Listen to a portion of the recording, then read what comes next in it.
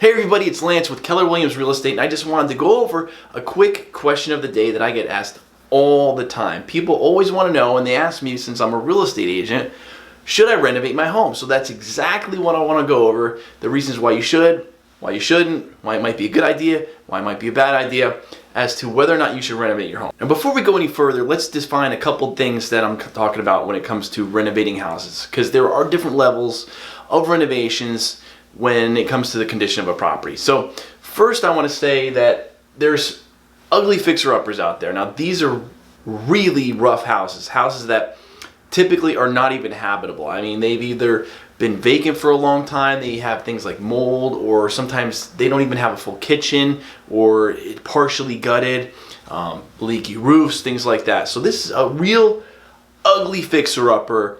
Kind of falls into the realm of investors who buy, fix, and resell homes for a living. So that's not what I'm talking about in this video. Also, really outdated homes. Think of a house that was built in, let's say, the 60s or 70s and has been maintained throughout all the years. The regular maintenance has been kept up to date. So the house is in great shape. However, it is horribly out of date. The kitchens, bathrooms, pretty much everything has been untouched since the 60s or 70s or whenever the house has been built. Even houses built in the 80s fall into this realm, because those houses have kitchens and bathrooms and things like that that are old enough that they do not appeal to most of the general public. So this is something that I'm not talking about, because it includes multiple renovations to many different components of the house, even though the house is typically in livable condition. All right, what I'm talking about is something that was somewhat outdated. Something built, built in any year. However, most of the renovations have been kept up to date from the time it was built to current, except for, let's say, one or two different things. Let's say one bathroom has been out of date for a few decades, or the kitchen is out of date for a couple decades. So this right here is the type of renovation that I'm talking about in this video.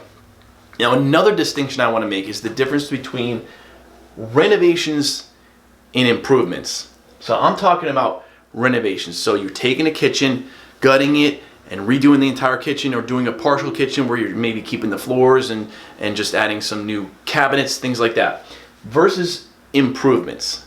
Now, an improvement would be something that you add to the house that didn't exist before. So if the house didn't have a garage and you add on a garage, or add a detached garage, add a deck where there was never a deck before, a pool, something like that. Okay, so those are all improvements. That's not what I'm talking about. I'm talking about renovations. All right, so when people ask me if they should renovate their home, I have a short answer, which is, it depends. Now, this is a frustrating answer, I know, but it depends on a couple of factors. Number one, what is it that you want to renovate? Number two, why do you want to make that renovation? And number three, when are you going to make it, the renovation, and when are you planning on moving next? Okay, so the reason I want to know what it is there are certain types of projects that you can do on a house that do not have a very good return on the investment. As a matter of fact, most major improvements do not get you any money back in your pocket for the type of renovations that I'm talking about. Again, I want to distinguish this between buying a home as a fixer-upper, because usually you're purchasing that house at such a discount from the beginning that you actually can make money when you fix it up and resell it. But that's not what I'm talking about here. These are like, for example, a major kitchen renovation. Typically in this part of the country, in the mid-Atlantic area, a major kitchen renovation typically only recaptures 50% of the value that's invested into it. So if you did a kitchen renovation of, let's say, $20,000, which is easy to spend on, depending on how big your house is and what the price point is for your neighborhood, $20,000 might not even get you the full set of cabinets in some houses. Okay, so let's just use that number for easy purposes. If that is only going to cause your house to increase in value by $10,000, you're only going to get back 50% of what you put into it for that kitchen renovation. All right. So I want to know why people want to make that renovation. Some people want to do it because they want to enjoy what they're fixing, and some people want to increase the value of their home in making that in making those changes. A lot of people usually want both. So this is important because it factors into the next question is when. When are you going to make the improvement? If you're going to make it right away, but then you're going to be selling in like a year or so, it's a bad idea from a financial standpoint to do that kind of investment on the house. Yes, it will make your house sell a lot easier and quicker, but it's not going to get you back the money that you spent on it.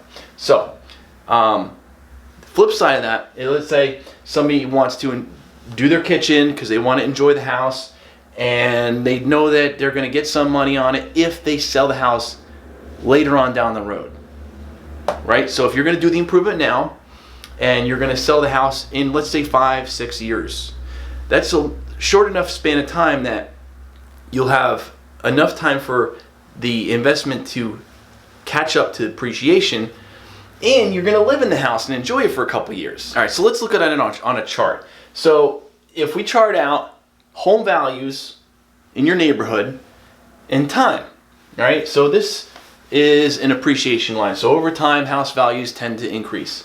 All right, so let's say in your neighborhood, the average home in your neighborhood is $500,000 because everybody has upgraded kitchens, upgraded bathrooms, and everything like that. But yours has everything except for the upgraded kitchen, and it brings it down to $490,000. Let's say you spend $20,000 on your kitchen upgrade. So now you're into it for $510,000. $510,000 is your total investment, if you will. The house value of $490,000 plus the $20,000 that you invested brings you to the $510,000. You're still in the red here, right? Because you're only recapturing 50% of the investment that you made. What you need is time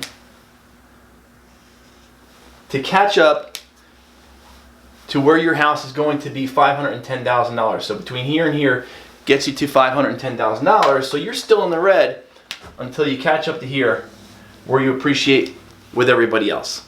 So the short answer of should you make improvements to your house is it depends.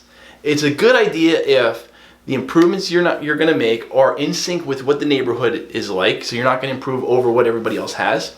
Number one. Number two, that you don't overspend, and if you're going to stay in the house for a decent amount of time, then appreciation will catch up and you'll have the return on investment when you sell later on down the road. So I hope that helps. I hope that clarifies if you're trying to make an improvement and you're like, should I do it or should I not? I hope that this video helps.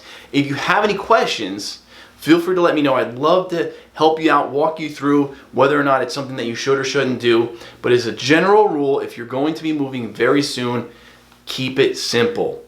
Keep it to the cosmetic items, things like paint and carpet, minor landscaping. Once you start spending more than just a couple thousand or a few $1,000s, then you really need to think about where you're spending your money and whether or not it's going to come back to you in the sale of your house whenever you decide to do that. All right? So again, I hope that helps. If you have any questions, feel free to let me know, and talk to everybody real soon.